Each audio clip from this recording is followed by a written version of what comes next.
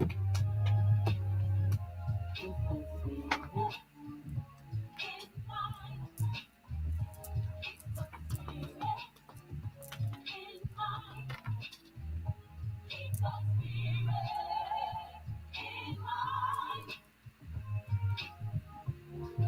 to the Spirit in Mind broadcast with your hosts, Bishop C. Guy Robinson and Dr. Jonathan Shepard, where we explore faith and mental health perspectives on current affairs. Let's get into today's discussion with the Spirit in Mind. Well, hello everyone, and welcome to Spirit in Mind, where we discuss current affairs with faith and mental health perspectives. I'm Bishop Guy Robinson, and I am very, very honored to have another opportunity to share with you here on Spirit in Mind. So grateful for Dr. Jonathan Shepard, our colleague and co-host of Spirit in Mind, who will be joining us shortly, and he's going to be bringing us up to date on several advancements in his career and experiences, and we're excited about that. But we trust that all of you are well here on Spirit in Mind, again, where we discuss theological and psychological matters. And we want to encourage you to stay connected with us. There's several ways you can do that. I invite you to stay connected. I'd love to be connected with you. You can email me at cguyrobinson.ministries at gmail.com.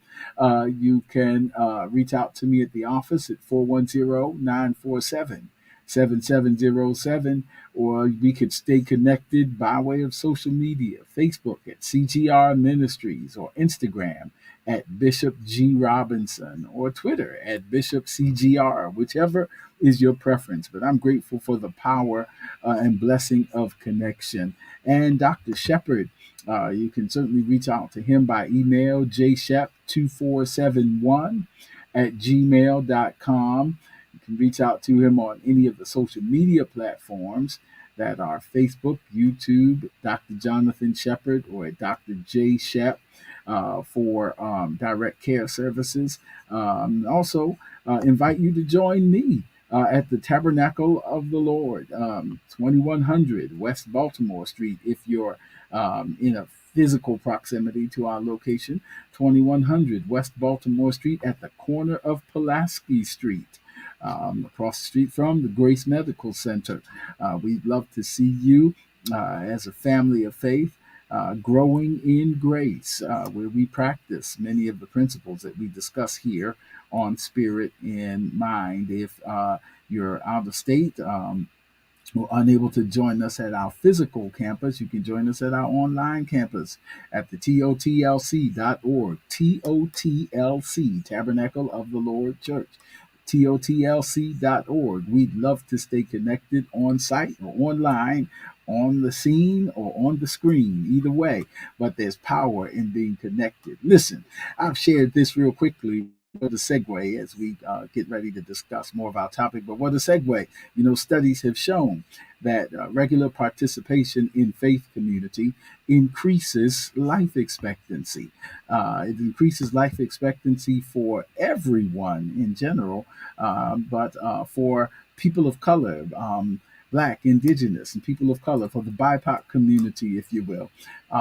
Regular participation in faith community can increase life expectancy by double that, to almost 14 years by some studies and results. And so the point is that it's good to be in faith community. It's good for our holistic being, spirit, soul, and body. You know that one of my favorite scriptures is First Thessalonians chapter 5, verse 23. Some of you know that if you've tuned in the Spirit in Mind before, where it says, "Now may the very God of peace sanctify you wholly, completely, entirely, and may your whole spirit, soul, and body be preserved.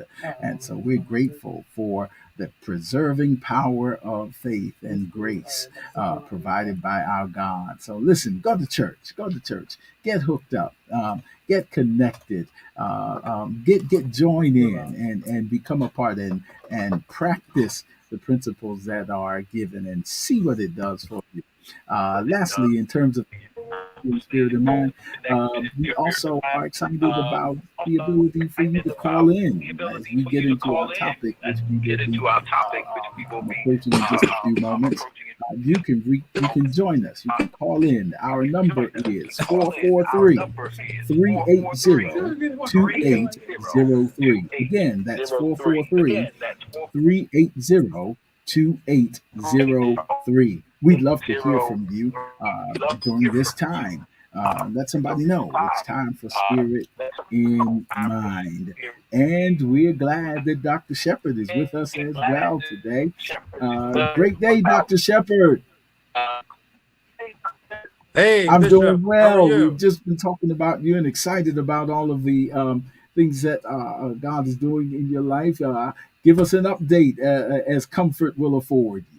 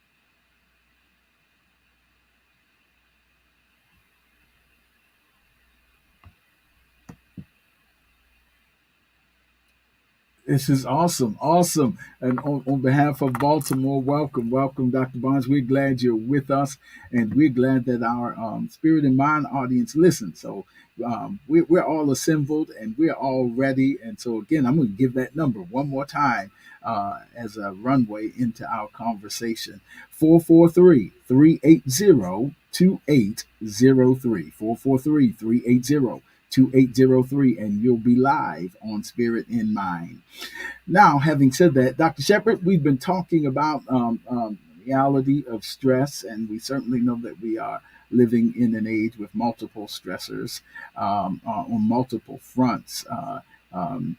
Familial stress, work related stress, school related stress, anxiety, the uncertainties about the times in which we live. And all of these things can provoke many types of reactions from us in terms of our ways of thinking, being, and doing.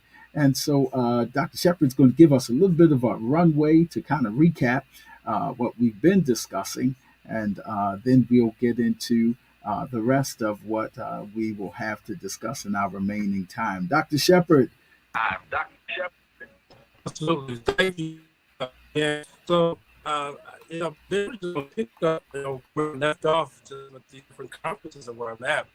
It's amazing. And I'm going to have Dr. Alicia Barnes talk a little bit about the stresses that she's seeing here in Memphis. Bishop, let me just tell you, to our listeners out there, stress is real. There are so many different people who are encountering stress on so many different levels. But stress is something that we cannot avoid, but we have to learn how to manage.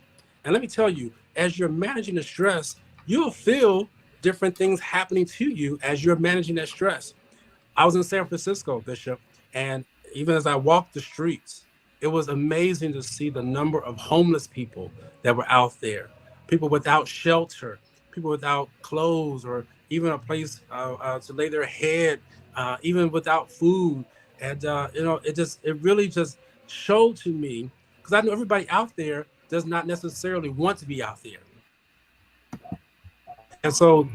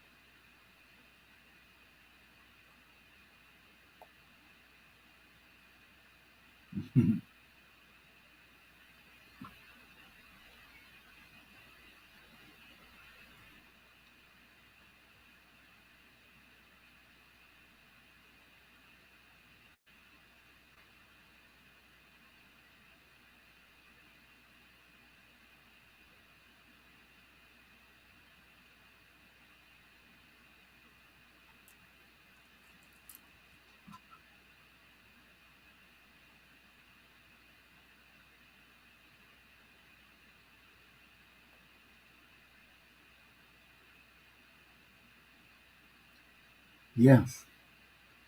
Wow. These are powerful things. I hope again, if you're listening, we invite you to call in at 443-380-2803. And again, we're talking about stress and the reality of it. And grateful for Dr. Barnes and what she just shared. And I hope you're catching this. First of all, so we begin to acknowledge the realities of what we're dealing with. And the reason why we're going through this is that you would know that you're not alone, that we can break the silence on it, that we can, if you will, destigmatize that we are living in stressful times. And I like the World Health Organization, we'll use that as a working definition. Stress can be defined as a state of worry or mental tension caused by a difficult situation. And so we certainly have been through some difficult situations. And you heard us just reference some of those. Pandemic, of course, and then there are social determinants of health and socioeconomic. You heard the reference to the haves and the have-nots, and so there's a piece in there about poverty, which really sociologically is defined as the absence or inadequacy of resources, not just financial, but whatever resources are needed to give a holistic sense of health. So it's important. I hope you heard that we acknowledge the things that are what they are. It's kind of a summary of the Serenity Prayer, that we acknowledge the things that are what they are and are beyond our control, acceptance, if you will, but we also commit to the things that we can do within our spheres of control to exercise self care and improve our condition, which also, of course, may include seeking help. It's nothing wrong with seeking help. It's not a sign of weakness. It's a sign of acknowledging our potential to have another reality. And so, if we would tie into the relationships and resources that are available to us, direct care services, pastoral care, we encourage you, if you're listening today, that take this not as a coincidence, but here's the spirit in mind, that this would be a spiritual moment, a sign, if you will, to do what you need to do to be the very best version of you. Dr. Shepherd, I know we're recapping and springboarding into some other stuff, so where do you want to go here?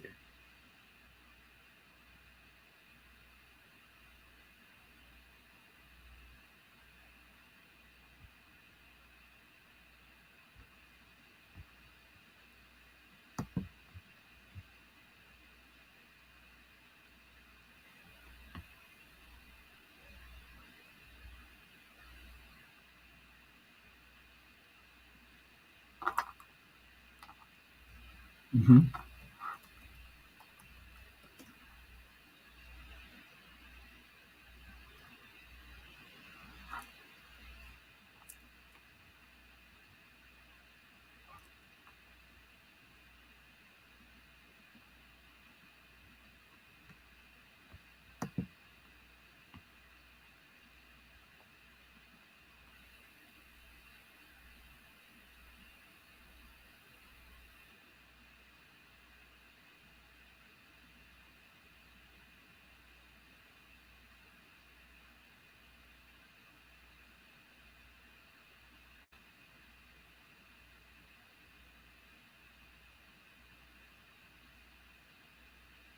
Mm-hmm.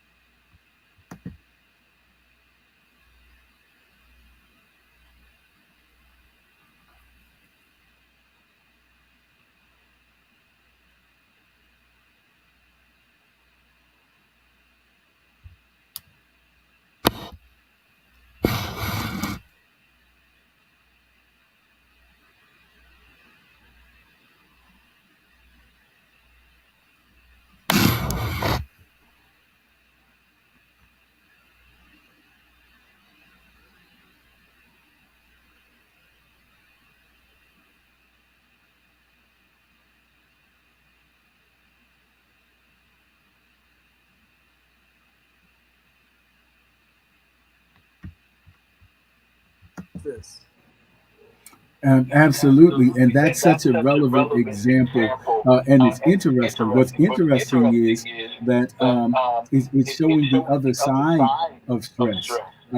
Stress, of course, we've talked about the socioeconomic factors, and sometimes there's a meta message or implication there that it's related to impoverishment, and of course, impoverishment can be stressful in terms of the lack of resources, but there's also a stress that comes with success. Yes. That's, that's Yes. very interesting. So you can be, and that's very important for some of us who perhaps are more accomplished, to even know that certain positions do not exempt us from the reality of needing to be in certain conversations and self-care and emotional stressors. They happen to people who are successful too. So for those of us who are have achieved certain things, maybe, but that does not exempt us, whether we are CEOs or whether we are pastors or whether we are successful in various arenas in the marketplace. Stress is a part of life, as Dr. Shepard said. And so this is an example of stress related to success, or at least exacerbated by the Mm. pressures of success, which is important for us to remember, particularly from a spiritual point, that we can be tremendously gifted in one area.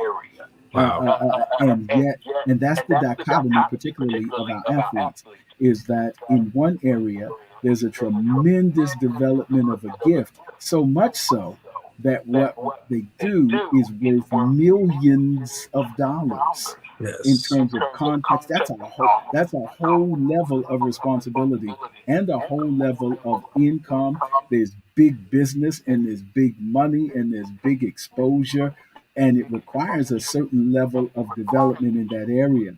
There can be an assumption that we are as holistically developed in every other area of our lives as we are in the area of our expertise.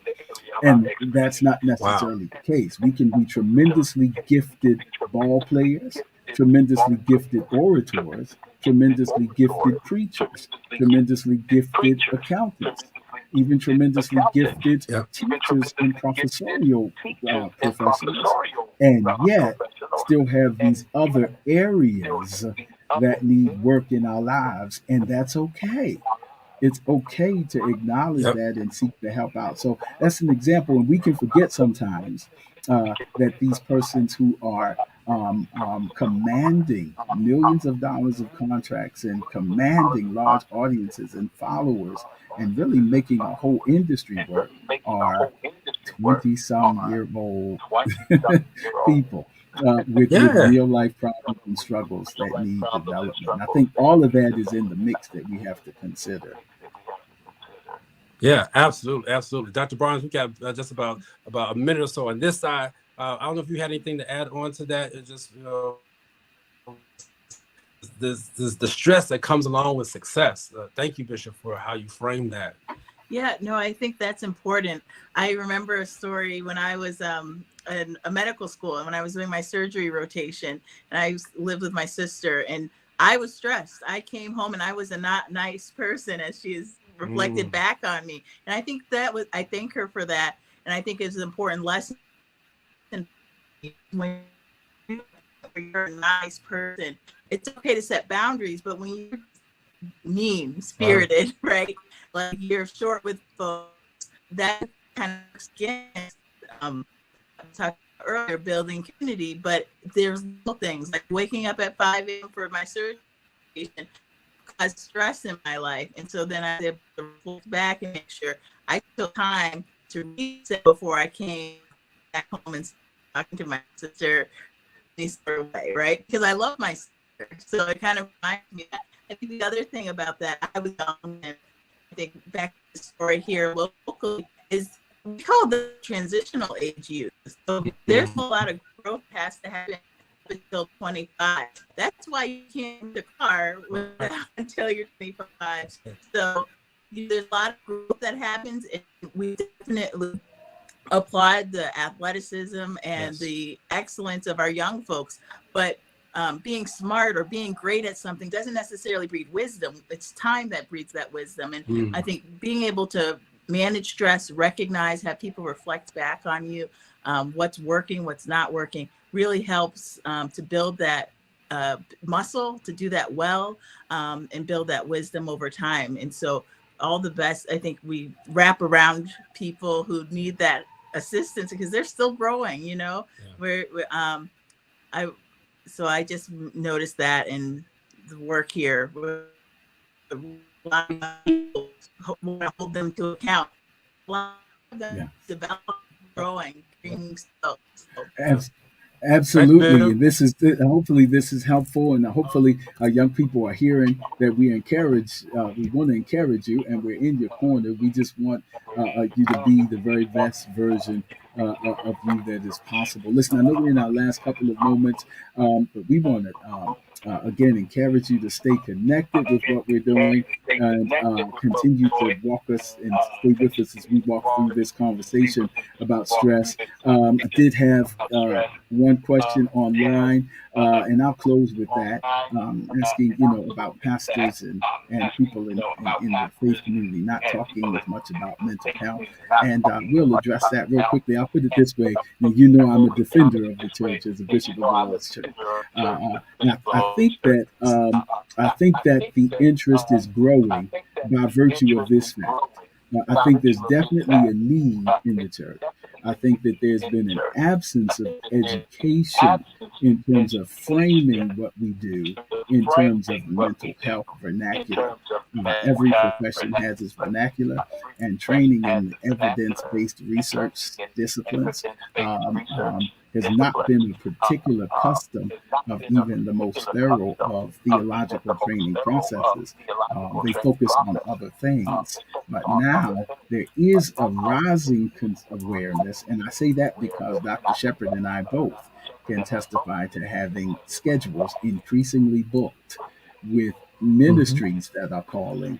And so we both have been jet setting across the country, having this discussion, not just with individual churches, but with organizational churches, with connectional churches, churches that are parts of reformations that have had us to come in and talk to boards of bishops and gatherings of pastors. All of those things I choose to take as signs of progress in an area that has been underserved, admittedly, and needs to continue to be served. But I just don't want to take the hopeless or despair or overly cynical position towards this need, because it is a need, and I choose to even address it with a trauma-informed kind of way. What happened as opposed to what's wrong. And so we're moving forward. So that's just my quick answer to that. I could say more, but the very fact that we are busy now, is more busy than ever, is an encouraging sign that there is a realization, growing realization, admittedly, but a realization that is growing, that we need to incorporate this into an ecosystem of wellness and care, spiritually, physically, and psychologically. Dr. Shepherd, we got about 30 seconds. Yes, sir. Thank you. I look forward to being back in Baltimore next week. And thank you, Dr. Alicia Barnes. This is wonderful, Bishop. I think this is our first guest that we've had with us this particular year, 2023. We've had other in the past. And so thank you. And please reach out to her. Those who will watch us in Memphis, University of Tennessee, Memphis, Child Lesson, and adult board certified. Wonderful. Thank you. Thank you, Bishop.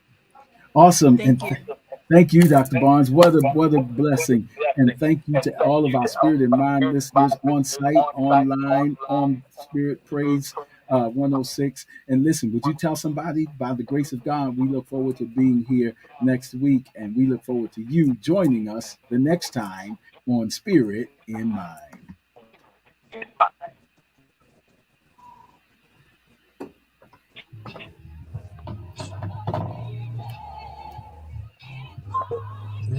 All right. Thank you. Oh, my Lord. Oh, that's Thank you. No, that's very good. Very good. Thank you. I continue. I appreciate that. I was like, yes, okay. I had the couple things I thought about this morning. I'm not as blessed as students. She can. No, you're good.